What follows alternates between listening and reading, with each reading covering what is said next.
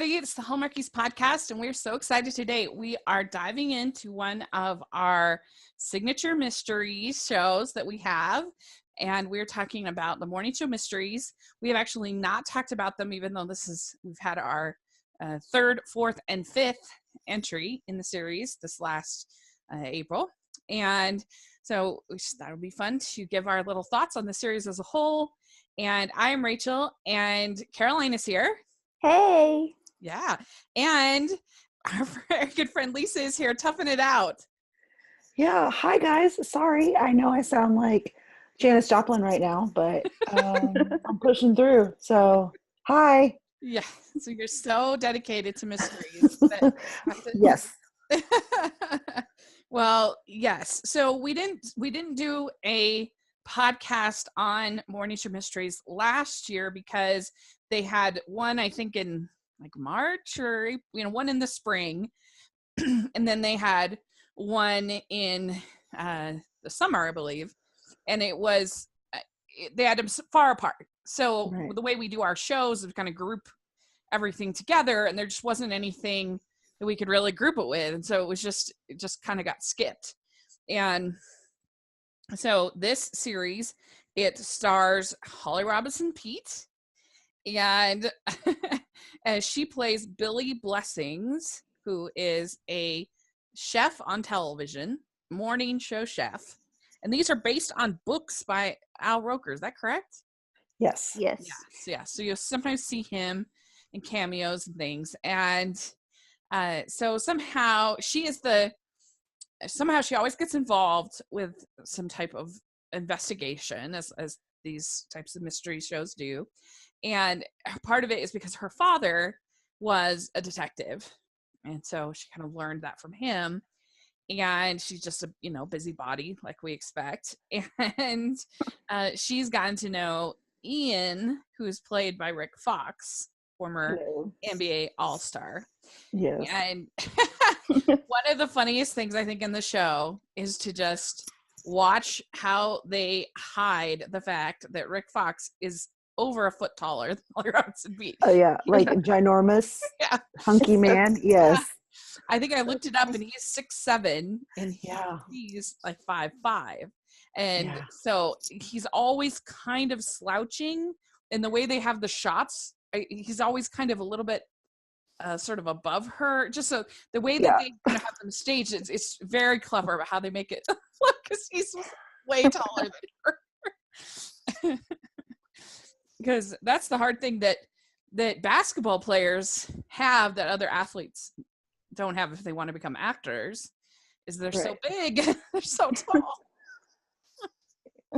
Because even basketball players that you think are like really short, like I remember. Oh yeah, like short in basketball is like 6'4", like 6'3", 6'4". Yeah, and you're like, what? Like I don't quote me on this, but I think John Stockton used to play for the Utah Jazz. He was like 6'2", and he looked so little out there. It's like, oh, yeah, 6'2" is pretty tall. And so, yeah, that's. But what do you think about the overall premise of this, with her being a morning show chef, and their kind of the casting of Holly Robinson Peete and Rick Fox? What do you think, Lisa? Well, first of all, when this first got announced, I was very, very excited, mainly because of the diversity factor. I was very excited to see some new people, coming across the network. And I love the mysteries, first off. So I was very excited to see, a brand new series, but, a more diverse cast, which was very fresh, and I loved it. I love Holly Robinson Peete. I was intrigued by Rick Fox. I was like, yeah, sure, all day. I'll just, even if he's terrible, I'll just stare at him. And of course he's not, but, and then just, I didn't really know what to expect going into it, but overall, I think the first one's the toughest, just because you have to set up so many people. You have to set up the background if you're going to make it a series. But overall, the idea is different. Usually it's a baker or a bookshop owner or something like that. So she's still a chef, so she's still on brand. I thought it was a slightly different take, and Yeah. dad being a cop. I thought the initial premise was a good idea. What about you, Caroline? What do you think? I agree with Lisa. I like the premise, and I like the diversity, and I like that it's the like morning show, because I think that's like neat, and the name of the morning show is kind of funny too. So I like the whole thing. Do you remember? I forgot what's the name of the morning show. Wake Up West Coast. Oh, right. That's funny. Yeah. Yeah. And so there are quite a few regulars on the show there, because there's everybody that works at the station. So you have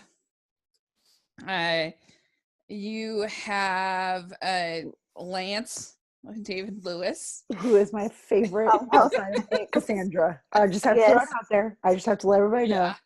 Lance and Aunt Cassandra both can do no wrong in my eyes, and I love them. Yes. Yeah.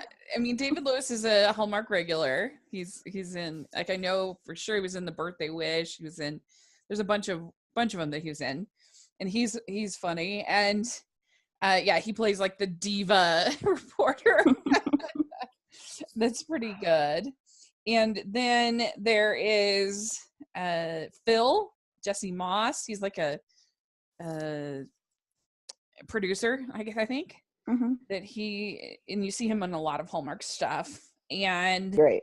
So Brittany Wilson plays Lucy, who's also like one of the producers behind the show. And then you have the people at her restaurant, which she's able to keep like basically 3 careers going all at once. Yeah. Because she's the morning show host, she's the amateur sleuth, and she's the executive chef of this restaurant. So and she's also written a cookbook. All right. And so you have Aunt Cassandra, like you said, played by Karen Robinson. Yeah. And I agree with you. She's a delight. Yes. She's so fun. Mm. Because she's like very natural. Like most of the time, I mean, I guess the closest is maybe Sarah Strange's character on Garage Sale Mysteries, that it's like the friend who there needs to be somebody in these shows that's like, you're nuts, what are you doing, stop doing this, stop doing what you're doing. But she brings that extra level of sass. A lot of these cozy mysteries and actual like the reading, the books, there's always that quirky aunt or off the wall grandmother or something like that always adds that little just touch of sass to everything. And I love it that they brought her into this in that kind of role, because she's perfection in it. I've seen her in other things that I just love her, and so to see her in this it just thrills me. She's so great. Yeah, she is really fun. I really enjoy her, and I think that her and Holly have pretty nice chemistry together. They feel like family. So that works. Keep banter back and forth. And I also love how she's, busybody matchmaker, which is fun. Yes. Because you don't get that in all the series, of course, because they're like in Garage Sale Mysteries, she's married, so you don't get that kind of fun thing that you have here. Mm-hmm. And then you have Maurice, who is the head chef, who is played by Greg Rogers, his name, and he, is of course kind of a diva too. And we'll talk about it in the I think it's the third one of the ones that we just watched, where he hurt his back, and I'm guessing that he was on another shoot or something like that, and so that's what they had to do. But anyway, it was still really funny because he had to be on the iPad into his restaurant. That was really funny. And I like between him and Cassandra, there were banter back and forth, and I feel like there's some chemistry there between the two of them. Do you agree? Oh, yes. Yeah. Yes, absolutely. But part of the reason why I like it is because it's not always like, it's not a romantic chemistry. There's just a natural, like, they wouldn't know what to do without each other. They complain about each other, but if they ever like separated for any reason, they wouldn't know what to do without each other, and I love it. But I feel like it could get there. You I think feel like so? yeah, I do. I don't know. What do you think, Caroline? I could kind of see it like a romantic, but like I like the friendship banter. I like watching them. It's cute. Well, especially in the second one when she's getting all those flowers, he seemed pretty Yeah. jealous to me. Oh, he did. Yes, Yeah, you're he right. does. It's more on his side. I think I Yeah, just that's true. That's true. It is more on his side for sure. But I could see it. I could see them going that way with it, maybe, which would be really cute, I think. Yes, it would.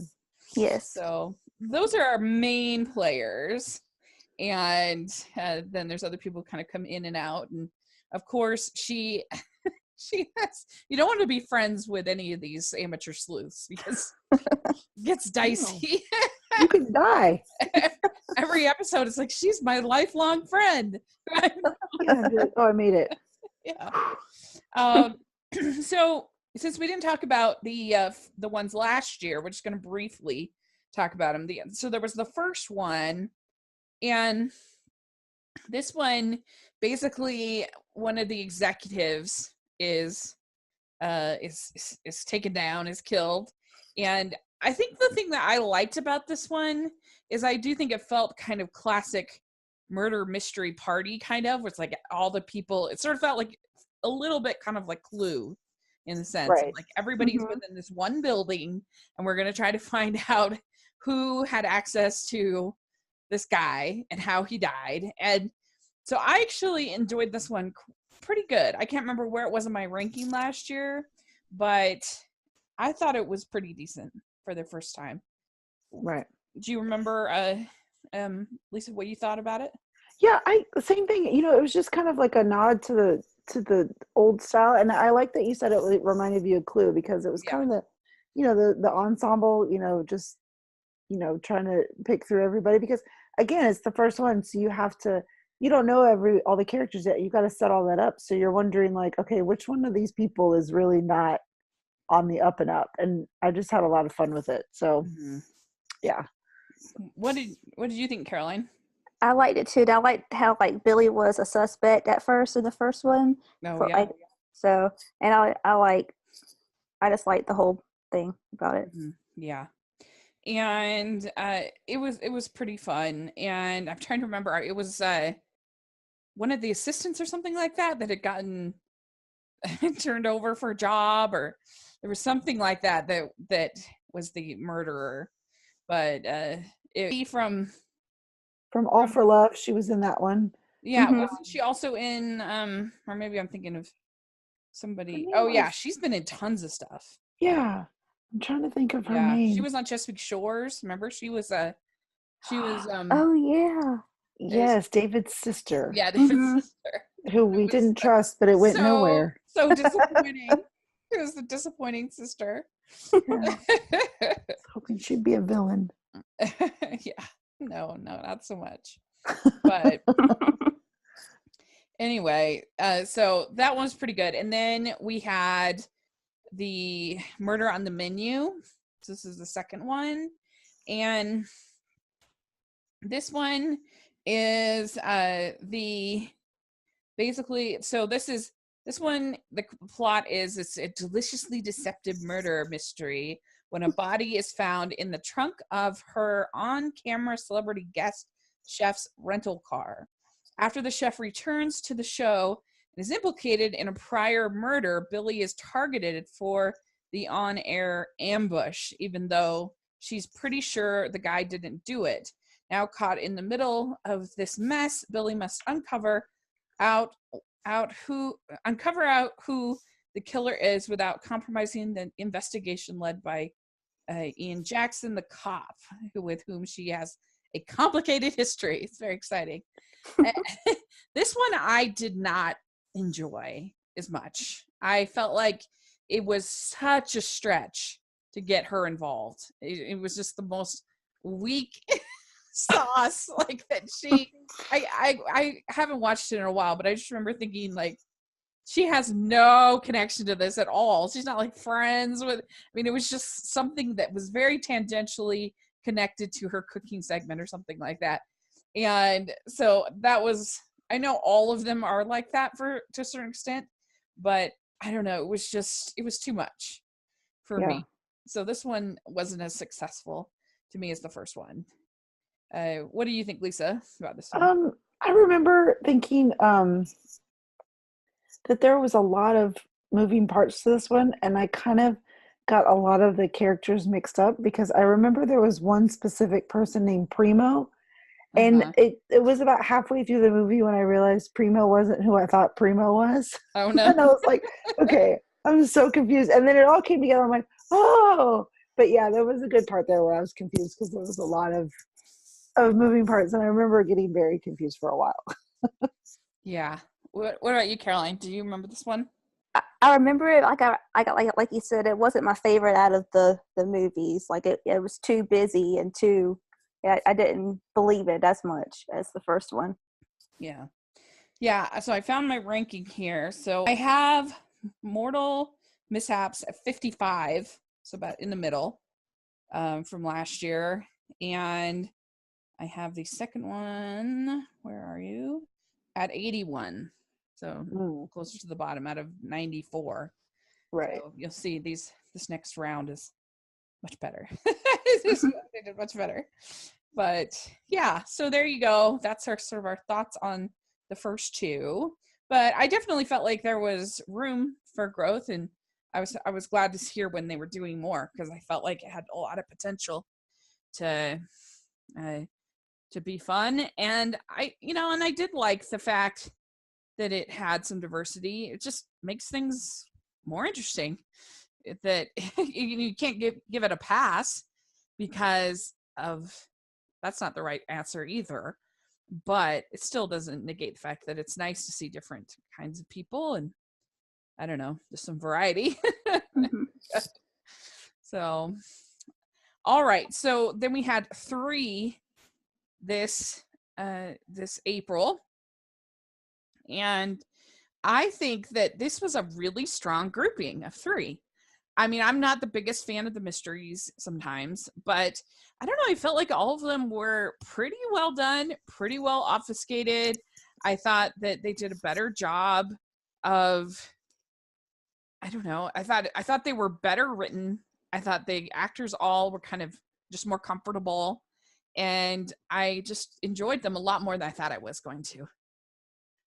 What about you, Caroline? What do you think of this set of three?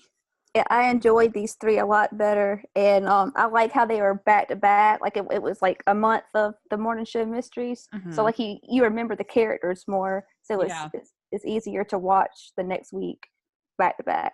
that's true.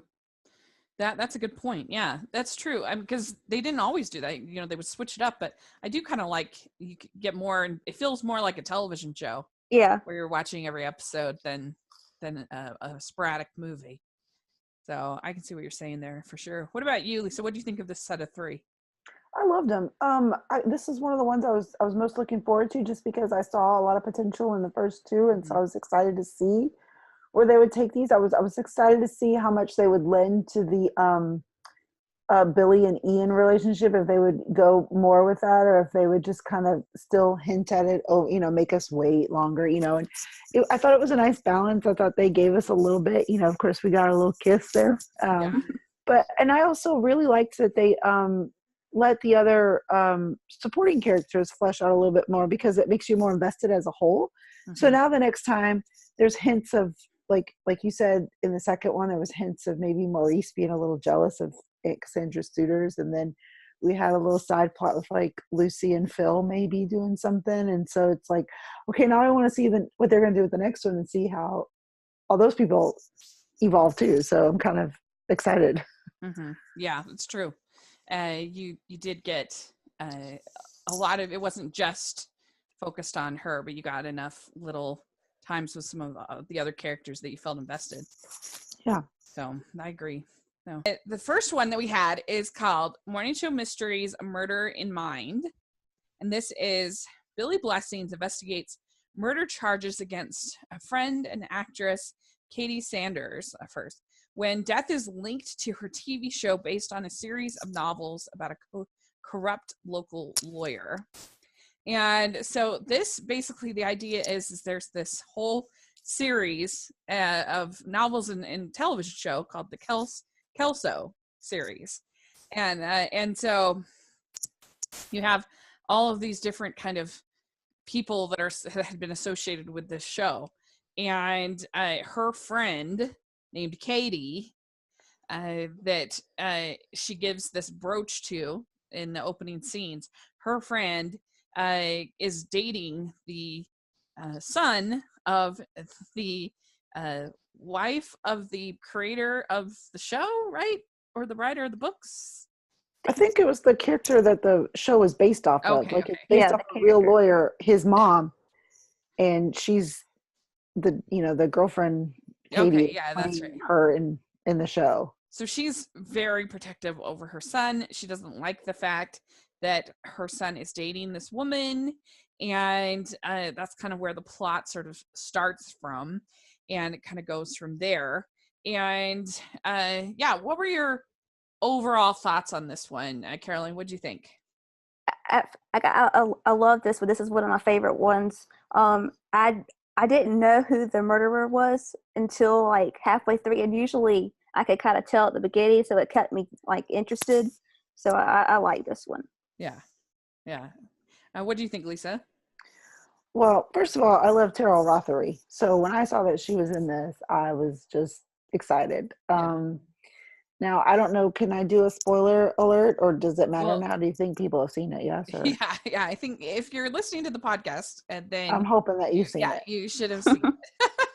Because I'm just like, I want to say something about. Go for it. But there's nothing that I love more than when it comes down to it, and it's like a mom that's like super overprotective of her family and will do anything, including murder, to keep it all together. I'm like, oh, it's so creepy. I love it.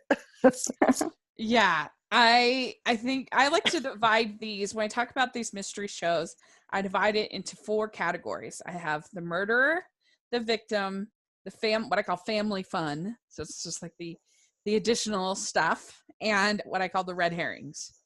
So so it starts out with the victim starts with this guy named Jerry, which I thought was an interesting choice because he wasn't a very good guy. And usually it's like some innocent ingenue who in these mystery shows who's taken out, and oh, the girl with the pink sweater, she's done for. Not gonna be long. And so, but this made it a little more interesting because he was kind of a thug. He was basically he was Hannah's kind of bodyguard, kind of guy. Like her fixer or something like that. Like yeah. And so he shows up dead, and that's what kind of gets everything going. And because Katie is in this heated relationship with the Terrell Rothery's character's son, she immediately gets targeted, both because she's in this relationship, but also because she keeps getting these creepy letters sent to her. Yeah. And so there were a lot of red herrings in this one, for sure. Yeah. Because you have this guy, Charlie, who's eating at the restaurant and kind of a little bit suspicious. He keeps sending Cassandra flowers, and he's basically trying to kind of keep an eye on. He knows about the amateur sleuthing, and he's kind of trying to keep an eye on the restaurant. This is a strategy, is to send flowers to Cassandra. What were you? I mean, obviously there was something suspect about him from the beginning. Yes. But what did you think about that? That was interesting. Well, it was one of those things where they set it up at the beginning to be very creepy from the outset. So you just don't trust him, and you're thinking, what? And when they brought in Cassandra with it, I'm like, sir, no, you're not going to hurt her.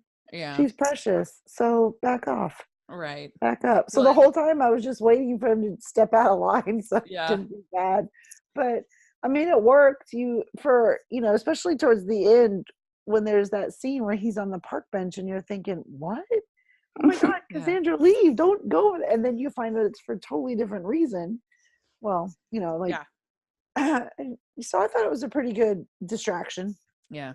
I thought so too, because you could tell there was something suspect about him, but I don't know, you weren't sure like what was going on, because what he was doing, if he was just sort of a skeevy guy, or if he was the murderer, or what was happening. And I think because this guy Jerry wasn't a very good guy, it made everybody kind of suspect, because everybody hated him, so you had a reason to kind of and so obviously Katie is a red herring, Right. because she's dating Derek, and she's had this conflict with Hannah, the Tara Rothery character. And then you also have Katie's dad getting mad, and he's got this walking stick kind of thing. I don't know what you call that, cane. Yeah. Mm-hmm. Yeah. And Jerry was hit over the head, and so they think, oh, was it him that did it, because he was mad. And then you have and then they find Katie's brooch near the scene, so you think, oh, was it Katie? So there's all these sort of clues. And Right. then She had her own secrets too that they kept referring to, right. so she was suspect for a while. Well, and then there's the whole scene where she sneaks in to the house of the was that whose house? That was The Jerry guy. Yeah, it was Jerry's house. Yeah, she sneaks into Jerry's house, and she is trying to find because he's been blackmailing her. He and Hannah have been blackmailing her because she had like a rebellious youth. And I guess they were going to try to use that to get her off the show, or to scare her away from Derek, or what was going on. But anyway, that's how she kind of got involved. And yes. And Billy, one day she sees Katie running away from the Kelso's house. So there's just all kinds of conflict going on here. And then you have Derek confessing to killing Jerry, even though he doesn't even have the cause of death right. And so Ian knows that that's false, but there's all kind of problems. And then let's see, and then there's two Brians. There's Brian Reynolds in this, and then there's Brian Johnston. Brian Johnston is this dog trainer from the show, and in the will, there were two wills that were made out, and in one of the wills, the guy gave all of the proceeds of these books in the show to his dogs. And so that, of course, doesn't go well with Hannah. She's very upset about it. And so the dog walker, Brian Johnston, ends up getting killed as well. And so then that adds sort of another wrinkle, I guess, into things. And yeah, what did you think when they found that secret room? Oh, I mean, I was like super excited for something like super disturbing, and it was like papers. Files? Yeah, it was like file folders. And I remember tweeting, I was like, dude, if I had a secret room, that's where I'd hide all my snacks for my kids. Yeah. Like, let's be real. Let's use it for a real purpose. Yeah. He just got papers, and he calls it his insurance policy so he could blackmail people forever. And I'm just like, that's what you put in the secret room? I want an oversized stuffed chair, a secret coffee maker, snacks, and like perfect Wi-Fi. That's what I'd want. Yeah. The second will was in there though, right? Yeah. Yeah. So, or the original will. Was it the original will? And then she created a second will? I can't remember. Yeah. Sorry. Yes. Yeah. I just got bummed out because I was like, that's what's in the secret room? I know. I was like, oh, man. Yeah.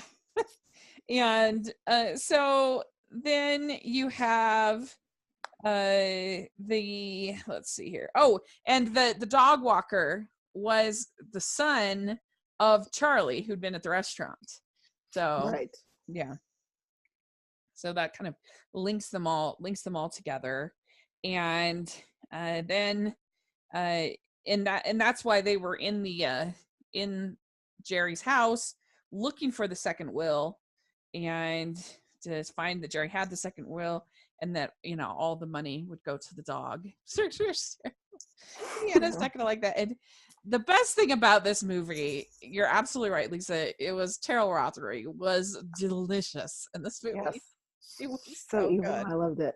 Yeah. Especially towards the end when she's like holding them up and I don't know, she was just great. She really did a good job with that sort of maniacal, evil, crazy person.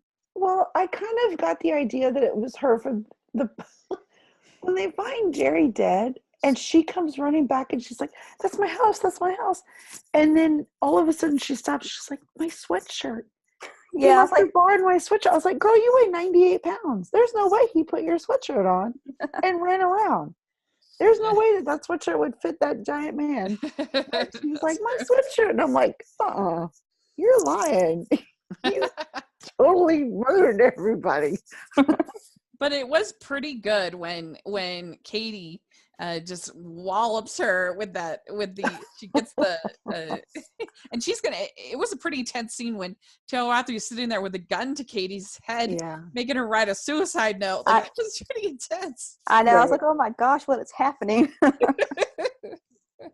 That was pretty intense for Hallmark, for sure.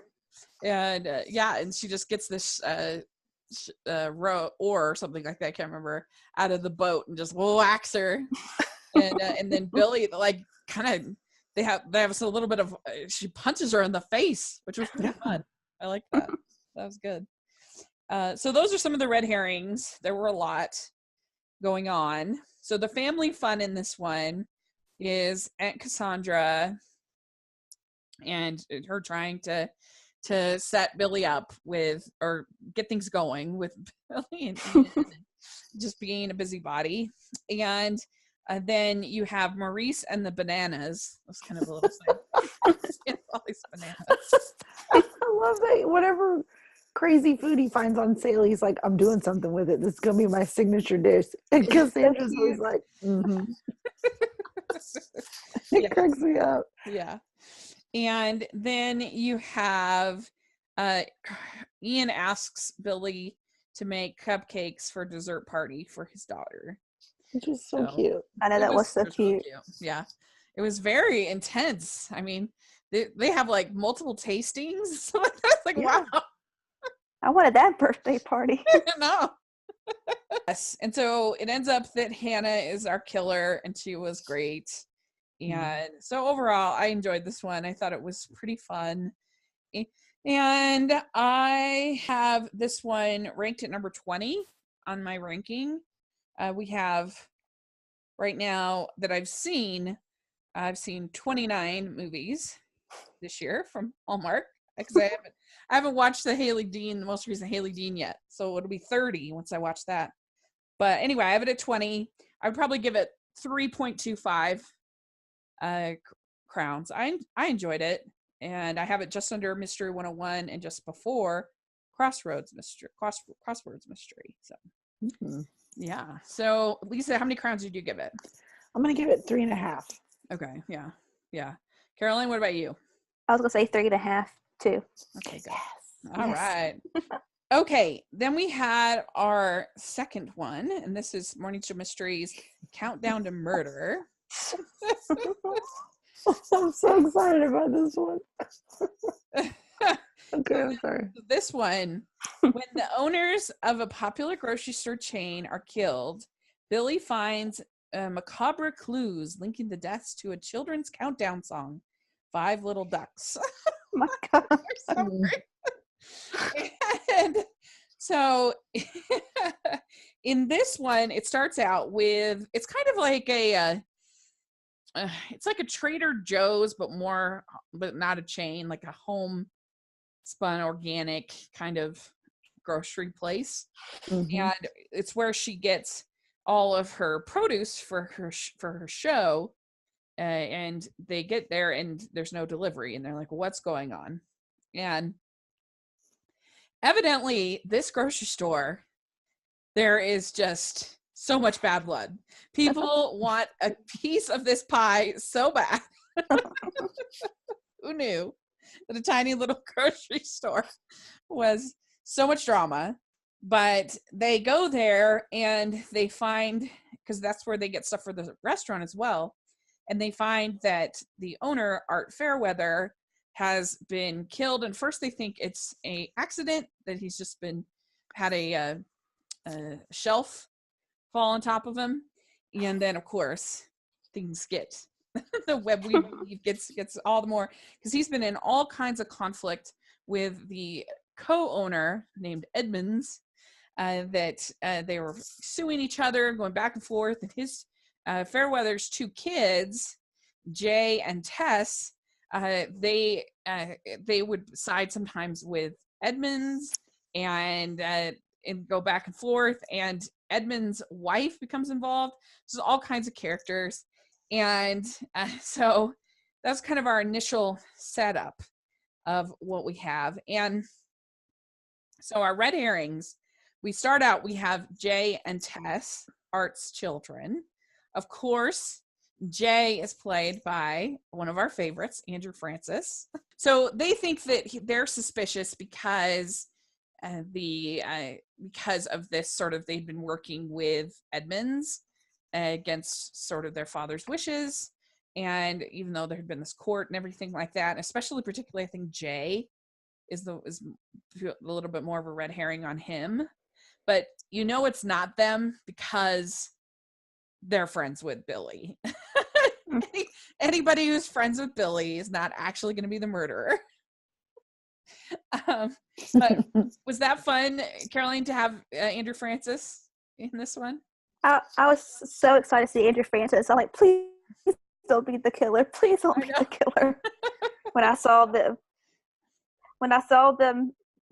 doing the shooting, like the behind the scenes, like on Instagram and stuff, I'm like, please don't be the killer, Andrew Francis. Yeah, but I enjoyed it. It was good.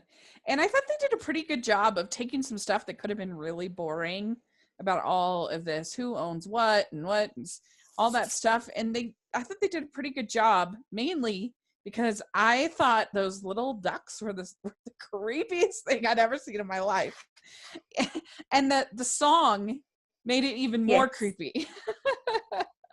5 little ducks go out to play. Yeah. Yeah. I mean, I thought that was, I don't know. I don't think that many of these mystery shows have had like such a horror element. But all the songs that you said, yeah. Yeah. It really felt like something out of a horror movie, those ducks. Yeah. Mm-hmm. And they're 5 ducks.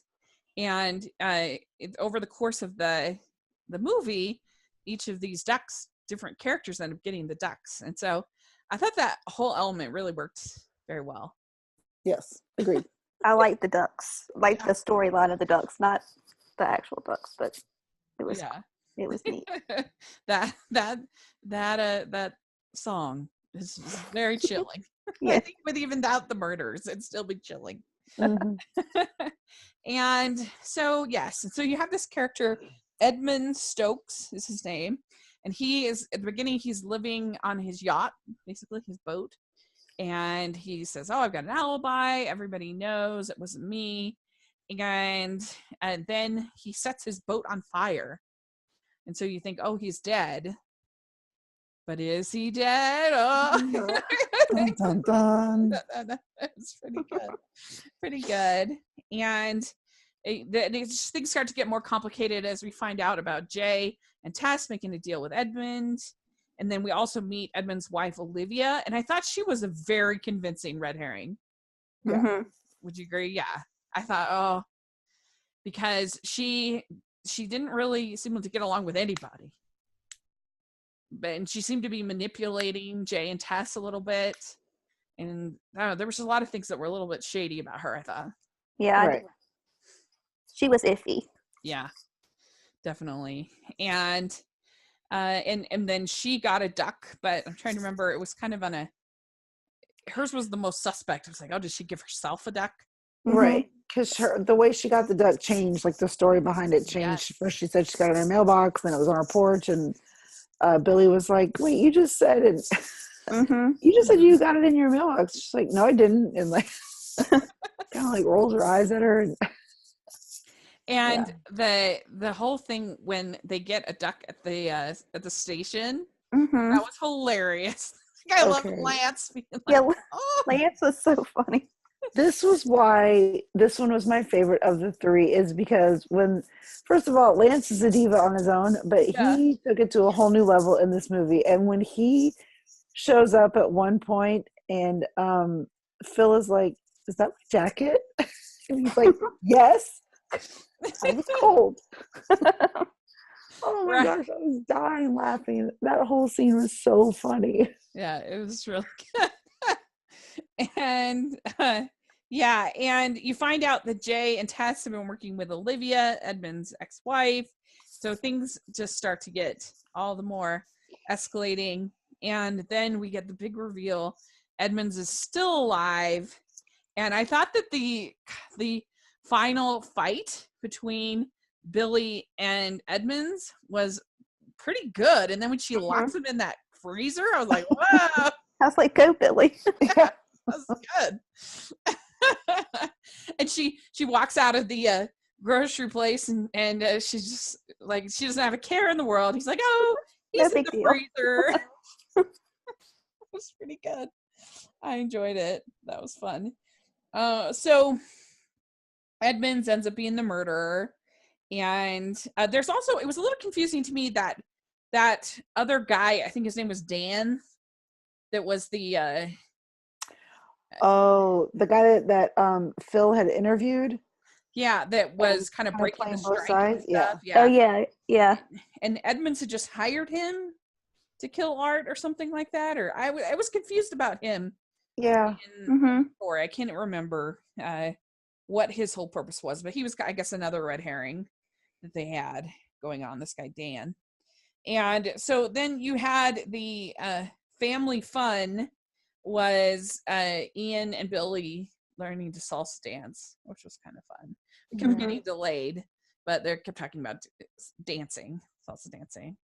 And then we get our final, they're talking, and he gives her a kiss, and he says something to the effect of, you have to take risks in life.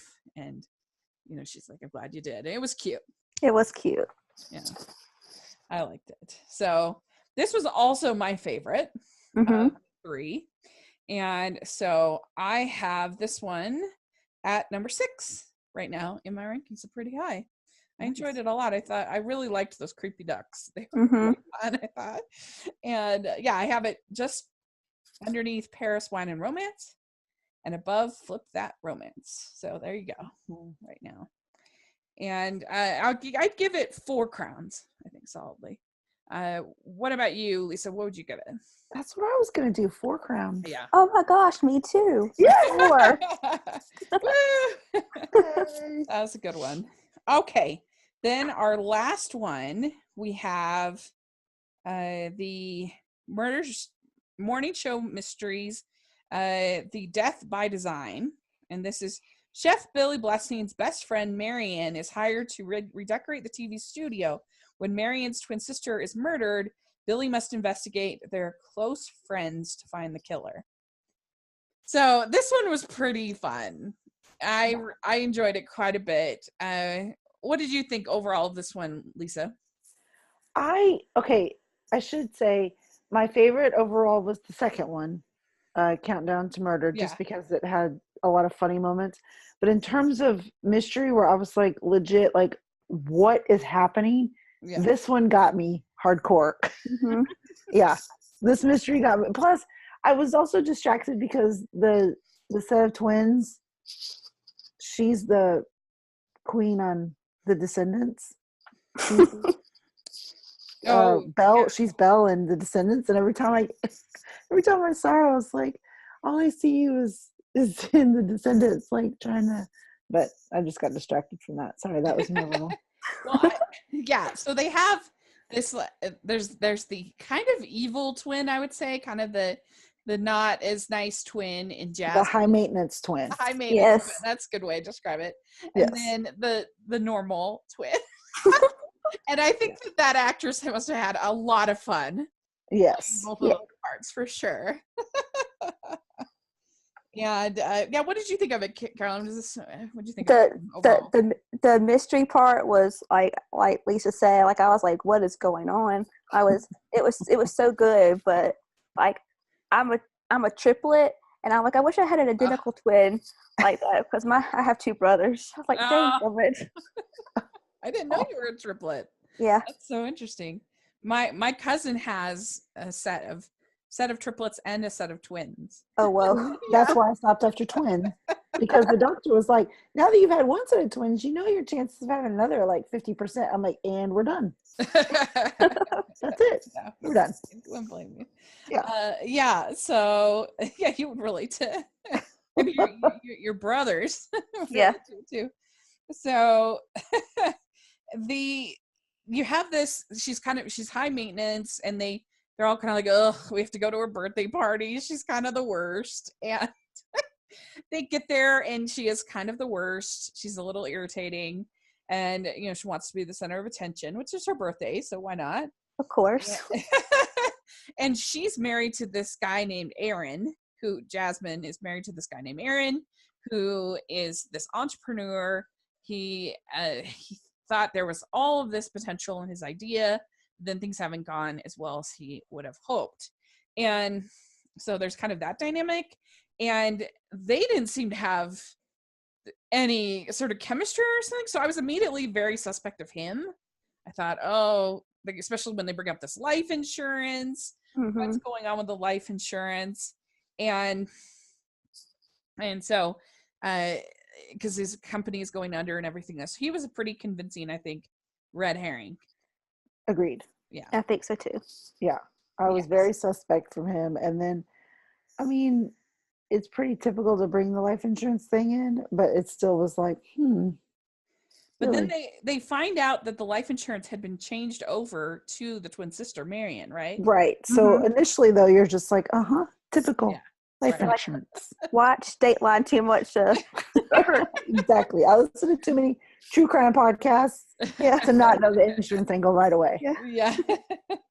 And so then it makes Marion a suspect, because why was she just barely made the beneficiary on the life insurance? And so she's a suspect. And of course, she's very upset about the death of her sister. There's a part later on where I feel like she's maybe having a little bit too much fun with what's going on, but anyway, yeah, she's upset about it. And then you have because Jasmine's killed. I don't know if we said that. She's killed. Right. And then you have this woman named Riley.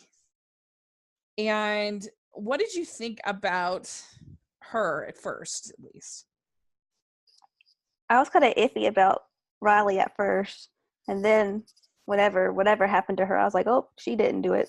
Yeah, because she seems very almost like a stalker. Yeah, like unhealthy, creepy stalker. Creepy. Yeah, she was just shy of single white female, and I was like, why do Nicholas is like her? Yes. Damn. Yeah, we're not 15. Like, not. Yeah, like she wants to wear all the same clothes and the same, like she's a little strange. And then she ends up getting murdered and leaving, she leaves a suicide note. And so, and she confesses in the suicide note that she killed Jasmine, supposedly. And then you also have this, let's see here. You have this couple, Zach and Stacy, that are like super frazzled by their kids and stuff, and they're heavily invested in Aaron's company, so that's why you think that they might have motivation to kill Jasmine, because Jasmine's the worst. Very difficult. And then there is this woman named Lana, played by one of our favorites, Kimberly Susted. And this is her second time playing a villain in these mystery shows, because she was in the second Emma Fielding. Mm-hmm. She was a villain in that one as well. So she needs to. I don't know if she needs to get murdered in one of these. She needs to not be. Otherwise, we're gonna know as soon Every time. Yeah, as soon as she's on. But she was pretty fun, and it was pretty surprising, I think. That, I mean, you started to wonder after a while, but they did a pretty good job with obfuscation, I think. Mm-hmm. On this one, she was fun in the role, I think. Yeah, she played the part well. Yeah, she did a good job, and she managed to kind of. She was trying to get basically it happened is she had invested in his company, but then she had taken the money. She basically committed wire fraud and money laundering, because she'd used money that wasn't hers as far as investing, for other things, because she was so sure that this thing with Aaron was going to be a success. And then when it wasn't a success, she was screwed because she had spent all this money that wasn't really hers. Mm-hmm. And so that's why she resorted to murder. And so yeah, you get this scene in where all of a sudden she thinks that you have Marion there. Yeah, Marion tells her, "Oh, you thought you killed Jasmine. You didn't really kill Jasmine. You killed Marion. I'm Jasmine." But then it's actually not true. That's actually, and I think that that Marion, I don't know if she could have that much fun pretending to be your dead sister. Like, I think that would be a little bit harder. She was pretty gleeful about it, I thought. Yeah, that was a weird part for me because, first of all, I was entirely convinced the entire time that the wrong sister was there. I just thought at some point it was just going to come out. Me too. So that whole time I was like, I knew it. And then it happened. And then they're all like joking around, like, well, ha ha ha. And I'm like, we tricked you. Your sister is dead, man. I know. What's happening? Yeah, that was all very strange. And like, honestly, identical twins. Are your kids identical, Lisa? Yes. Okay. Like, you can tell them apart. Like, they're not like, yes, they look alike, but people that have been around them every day or really, close friends, you can tell them apart. Yes. Now, I from the moment they were born, I could tell them apart. Yeah. My husband has a couple times been like, wait, hold still. He'll like be like, hold still for a second. Now it doesn't matter. Well, because one of my girls is super tomboy, so she has her hair cut short like a boy, and she would dress in boy clothes, and so now it's easier. But when they were younger, people couldn't tell them apart for nothing, and I was like, "What's wrong with you?" Yes, that one's. Yeah, but that's just because I'm their mom. Yeah.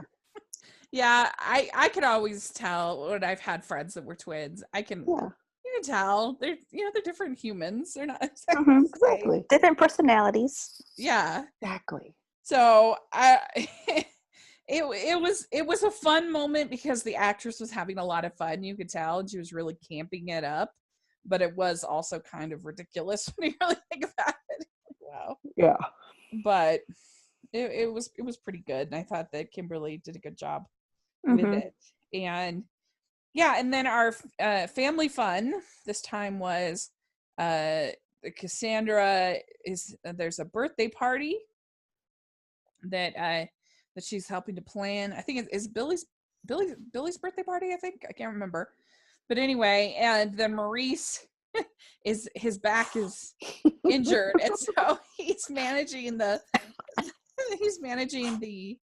kitchen from the iPad, and that's so funny. Yeah, that was good. When he warns her, he's like, behind you from the iPad.